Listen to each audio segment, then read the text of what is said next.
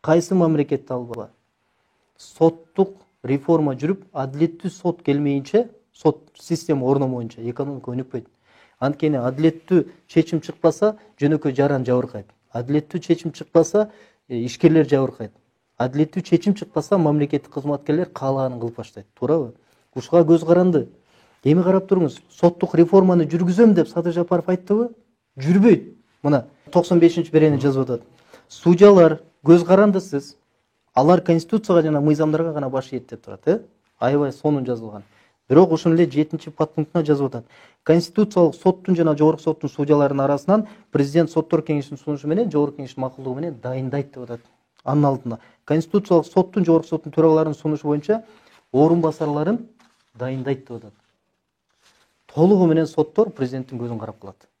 Эртеңки күнү сиз нааразы болуп президентти сотко берсеңиз, эч качан утпайсыз.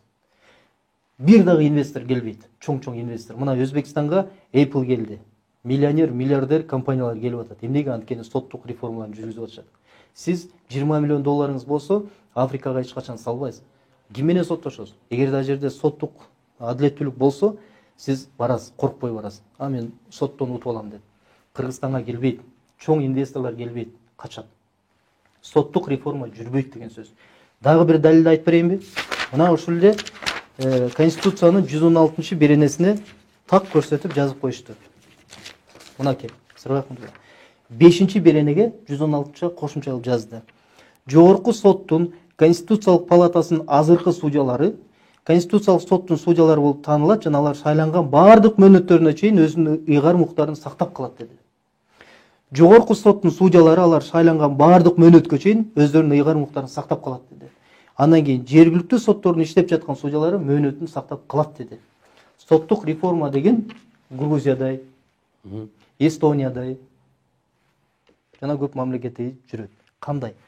Аттестация жүрөт, соттун баарынан кетиришет, кайра жаңы шайлашат. Кайсы сотту кетире алабыз? 4-5 жылга мына шайланып келип атат могу конституция боюнча. Кайсы реформа жөнүндө айтабыз? Эч кандай реформа болбойт.